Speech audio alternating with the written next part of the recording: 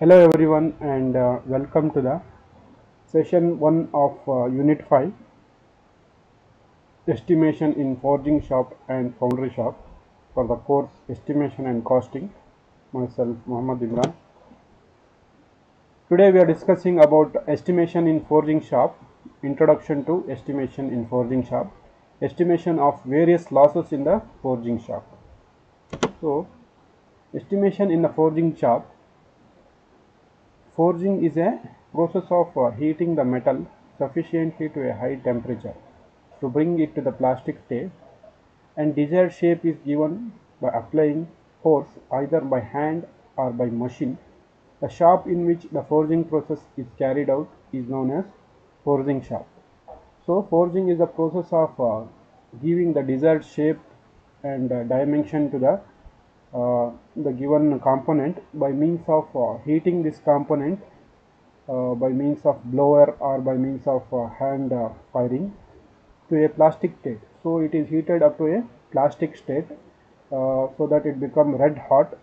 After that, the material is removed from this heating substance or heating element. Then it is given the desired shape by giving the force either by hand, by hammers and or by forge hammers, or by the machine which is particularly designed for hammering action.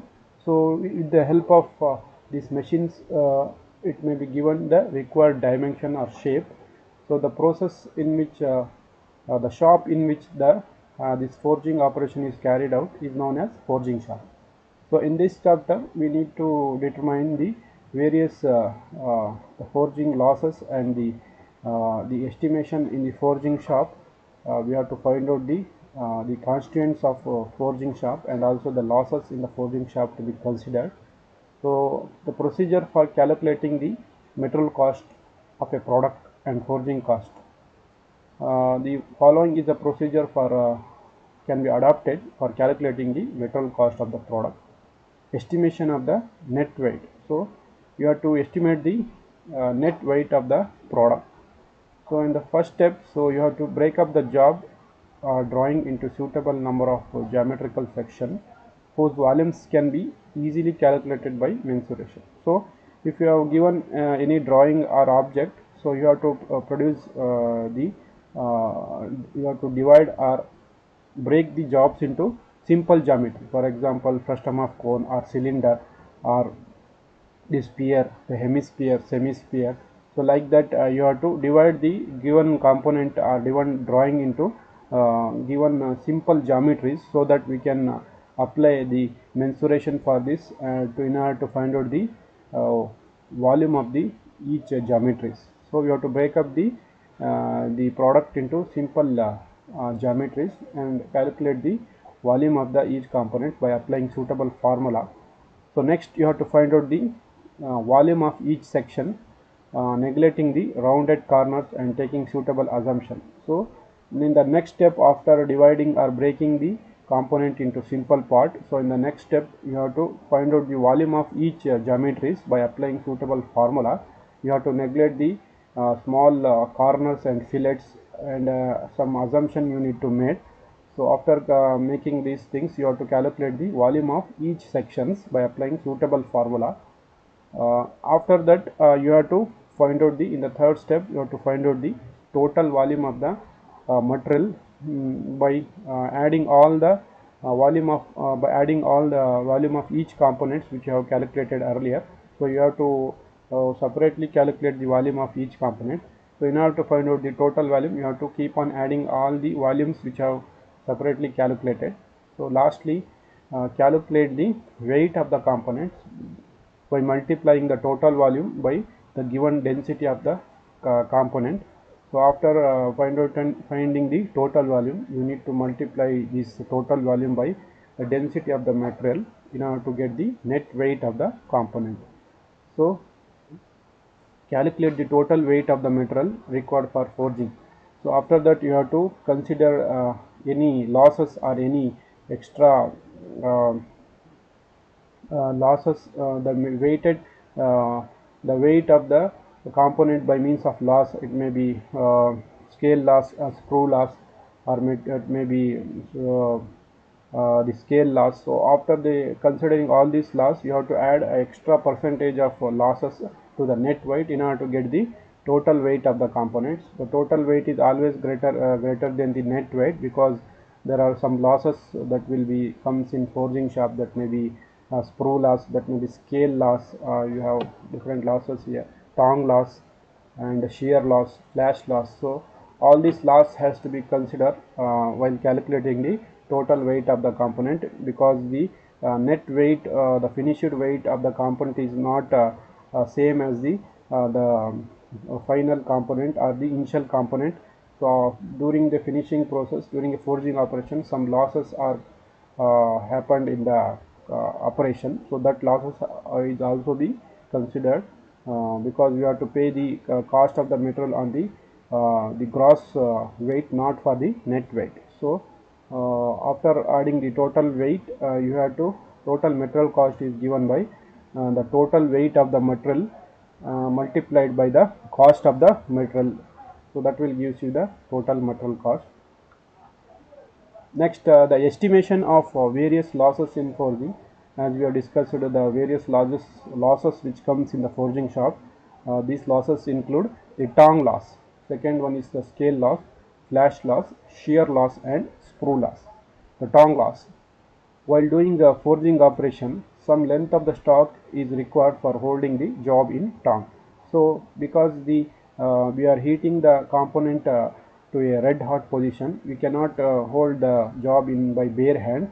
So you need to hold the job by means of a tong, specially designed for forging operation.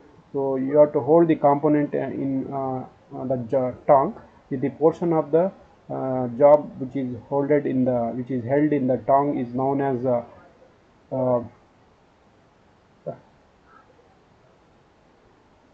the length of the material is an extra material which is removed after the completion of the job. While doing forging operation, some length of the stock is required for holding the job in tong. So some portion of the job is required for holding the job during its red hot condition, during its heating condition.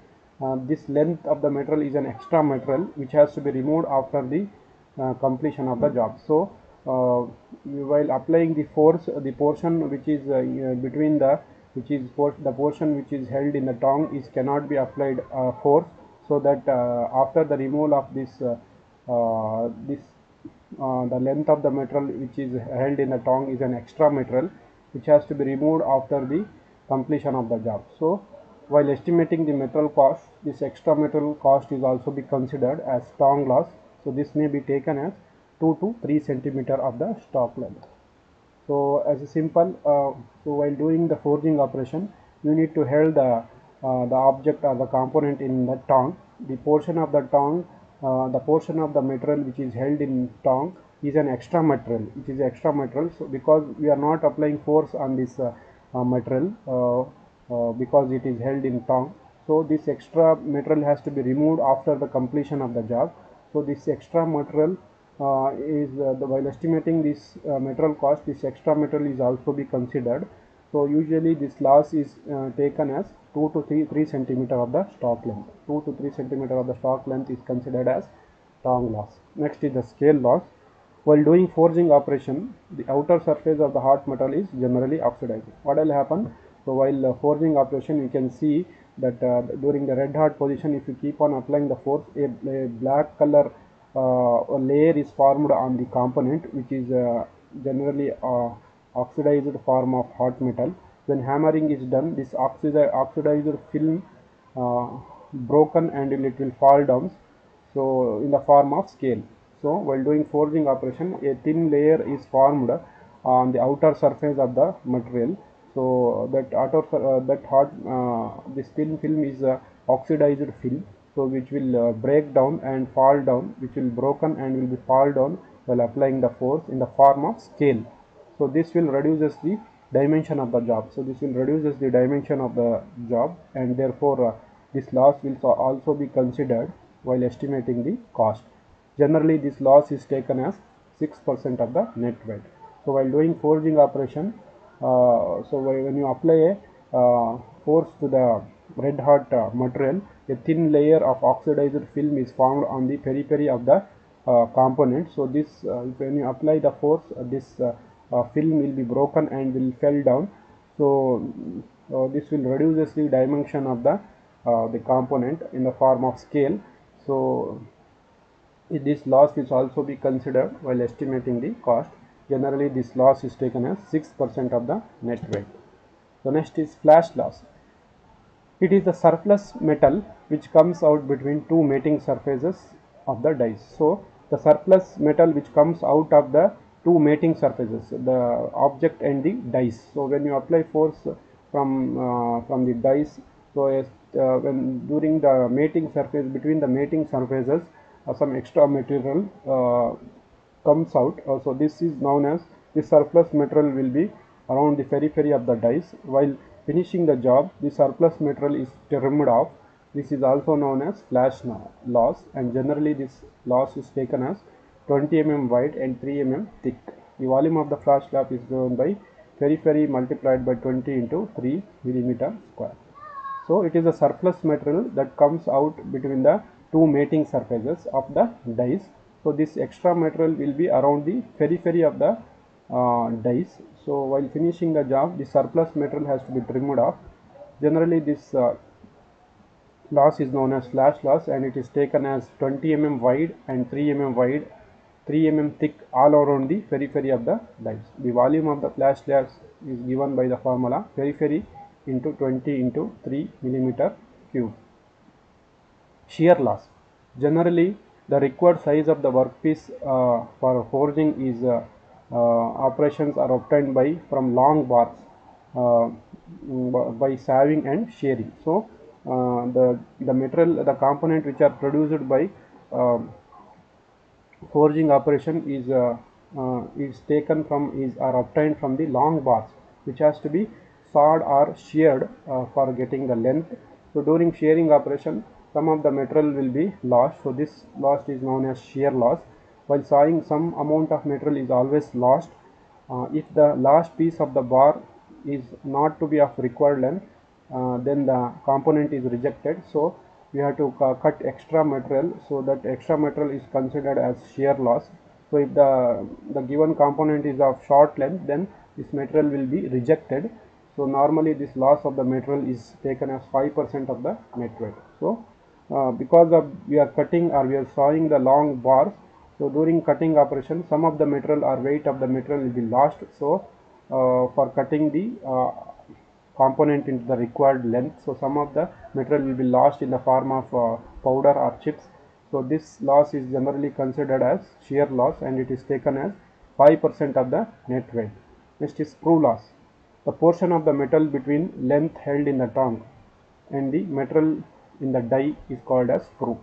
So the portion which is held in the tongue, after that we have some extra portion, and between this extra material from the outside of this tongue and um, uh, the material in the die, so between this length, which is known as a sprue, this is also considered as metal loss, in the generally taken as 7% of the weight. So the portion of the metal between the length held in the tongue and the material in the die is called as sprue. The portion between the material of the component between the tongue and the die is known as sprue.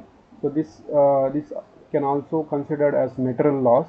It is generally taken as 7% of the weight. So this portion is also be not applied, is not given the force, because this is a small gap between the tongue and the die, the portion of the material between the tongue and the die. So this portion is also be considered as metal loss.